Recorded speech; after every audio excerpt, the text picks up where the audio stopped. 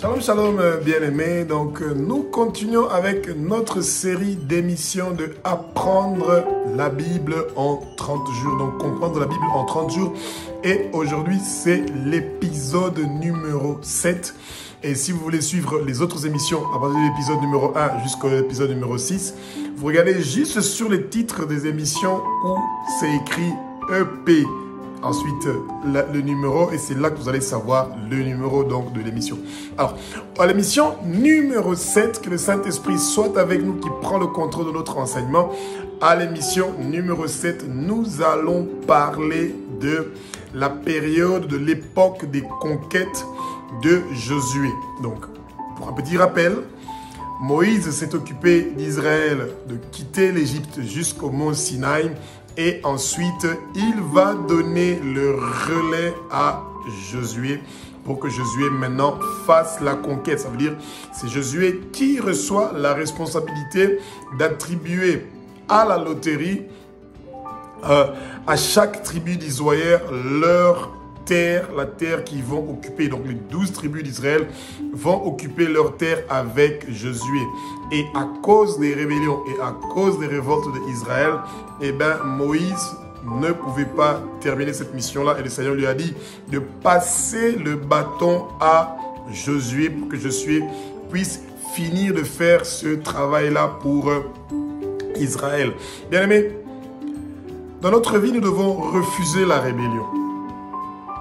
Et nous voulons absolument à tout prix que nous arrivons à la destination, au lieu de rendez-vous qui est la Nouvelle Jérusalem. Répétez cette petite prière ensemble avec moi.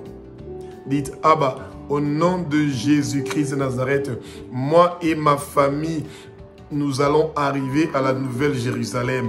Moi et ma famille, nous allons arriver à la Nouvelle Jérusalem. Bien-aimés, quand vous dites cette phrase-là, le monde des ténèbres est en train de trembler. Pourquoi? Parce qu'ils savent que vous connaissez les lieux de rendez-vous. Ils savent que sur votre front est inscrit le nom de Jésus-Christ de Nazareth.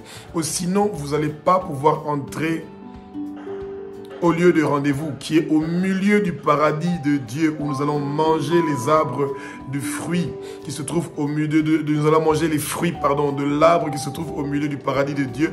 Et nous n'allons plus avoir la mort, nous allons avoir la vie éternelle. Vous voyez, bien aimé? Et c'est ça qui est très important. Donc Josué reçoit le bâton de commande de Moïse et c'est Josué qui reçoit la charge de faire la conquête. Et Israël se retrouve devant le Jourdain et ils doivent traverser pour commencer à s'approcher de Canaan. Et là, nous sommes dans le sud d'Israël. Alors, le peuple est en train de douter, bien sûr, parce que Moïse est mort et c'est Josué maintenant qui prend le relais. Et Josué doit faire preuve que c'est vrai que le peuple savait déjà que Josué était au front. C'était lui qui était en train de se battre avec l'armée et que Moïse, avec les autres Lévites, était derrière en train de prier. Et donc, c'est la même chose aussi pour vous, bien-aimés. Josué nous apprend beaucoup de choses sur le combat. Quand vous êtes un chrétien qui est né de nouveau, vous devez combattre pour votre famille. Vous devez combattre pour votre quartier. Vous devez combattre pour votre maison. Vous devez combattre pour votre ville, pour votre pays. Vous devez combattre pour votre continent. Et ce combat-là, il est inévitable. Il n'y a rien que nous pouvons avoir gratuitement.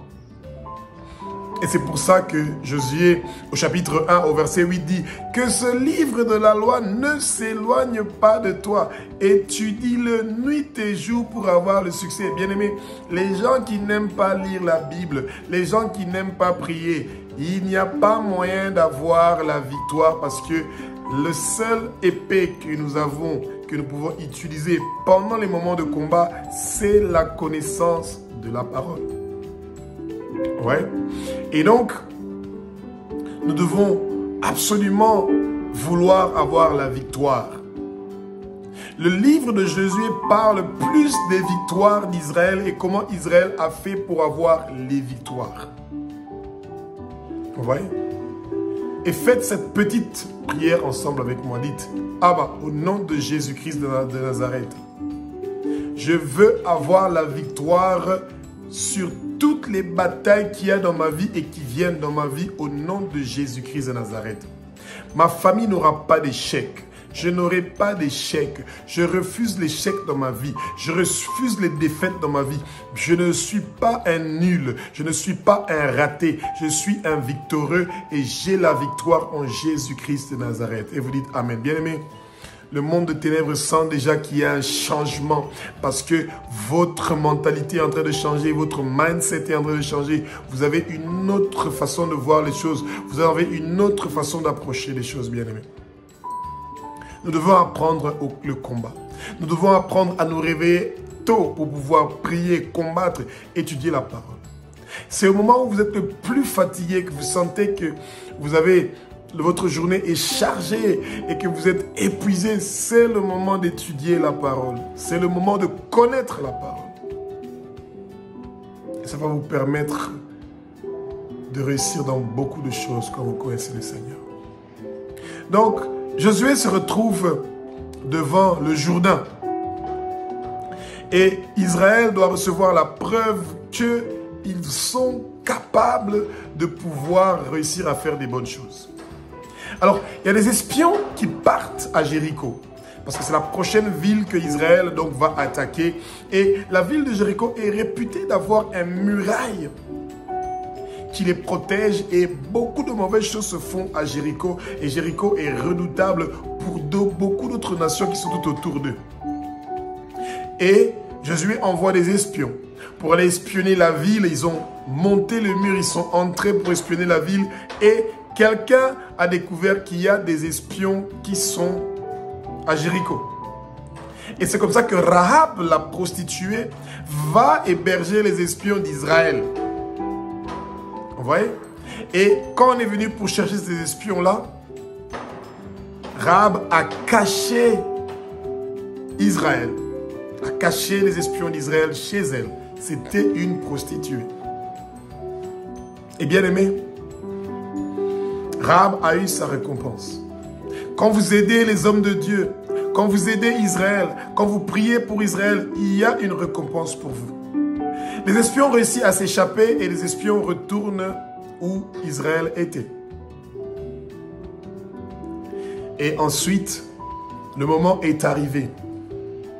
Les Lévites sont partis devant et le peuple était derrière eux. Bien-aimés, vous qui priez pour vos familles, c'est vous qui êtes au front, c'est vous qui êtes devant. Et quand l'arche a commencé à s'approcher du Jourdain, le Jourdain s'est ouvert, s'est séparé en deux. Et le Seigneur a entendu la prière de Josué. Et Israël a traversé le Jourdain à pied sec. C'est là que Israël a compris que la puissance que le Seigneur avait donnée à Moïse, Josué a hérité de la même puissance. La confiance est revenue dans le peuple. Et le peuple est arrivé devant Jéricho. Et le Seigneur lui a expliqué comment il doit faire pour vaincre Jéricho. Jéricho, c'est ce mur-là qui vous empêche de pouvoir avoir la prospérité. C'est ce mur-là qui vous empêche de pouvoir avoir la réussite. C'est ce mur-là qui vous empêche de pouvoir avoir la facilité de vous repentir et de pardonner ceux qui vous ont offensé. Le Jéricho, c'est ce mur-là qui ne veut pas que vous puissiez percer dans votre vie. Bien-aimés, faites cette petite prière ensemble avec moi. Dites, Abba, au nom de Jésus-Christ de Nazareth, je brise tous les murs de Jéricho de ma vie. Je brise tous les murs de Jéricho de ma vie. Je refuse d'être un nul. Je refuse les échecs. Je refuse les défaites. Je refuse toute chose qui m'empêche de me repentir. Je refuse toute chose qui m'empêche de confesser. Je refuse toute chose qui m'empêche de percer, de réussir, d'être une réussite dans la vie. Bien-aimés, le monde de ténèbres commence déjà à trembler parce qu'ils sont en train de sentir qu'il y a un souci, il y a un changement. Vous êtes quelqu'un qui est né de nouveau et qui veut vaincre. Et à vous est la victoire, bien-aimés. Malheureusement, la réussite, la richesse et le succès donnent un certain confort. Et quand nous avons le confort, eh bien, il y a une sorte d'arrogance qui vient. Israël était dans le confort. Le Seigneur les a dit, quand vous allez partir à votre prochaine conquête. Cette ville-là, vous devez la détruire et vous ne devez rien prendre de cette ville-là. Et toute chose vouée à la destruction dans cette ville-là, vous ne devez pas la prendre. Oh Saint-Esprit. Que le Saint-Esprit nous rappelle, bien-aimés. Il y a des objets, des tableaux, des statues, des monuments, etc., des cadeaux de nos parents, de nos ancêtres et tout, qui sont des cadeaux qui sont maléfiques et qui sont des cadeaux qui sont démoniaques. Et c'est des choses que vous devez vous débarrasser. C'est pour ça que nous devons prier le Saint-Esprit, qui nous montre les objets cachés dans notre maison ou les objets qui sont dans notre maison, qui nous empêchent de jouir pleinement de la présence du Saint-Esprit dans notre vie et dans notre maison. Oui, bien-aimés. Et Akan,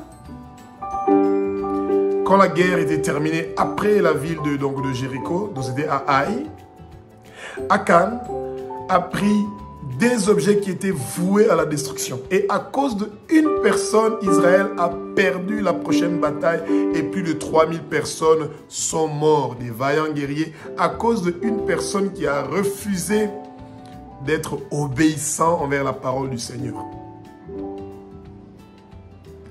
Et c'est très difficile. Et la parole le livre de Josué nous parle de ces choses-là. Quand le Seigneur ne veut même pas les mélanges. Il ne faut pas faire les mélanges. Et pour réussir les batailles, pour gagner les batailles, nous avons besoin de Jésus.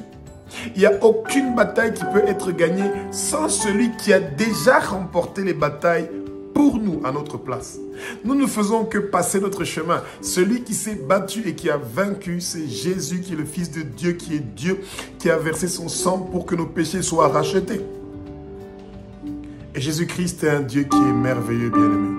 Il est le Fils de Dieu, il est Dieu, et c'est un Dieu qui est merveilleux.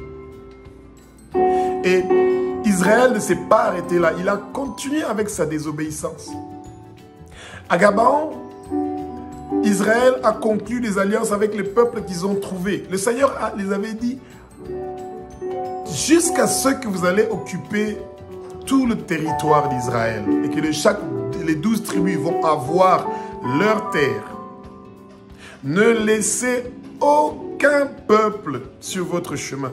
Il faut les exterminer complètement. Mais Israël était têtu. Et ce peuple-là, ils ont fait une alliance avec ce peuple-là. Ils ont commencé à se marier avec les Cananéens. Ils ont commencé à faire des alliances avec les Cananéens.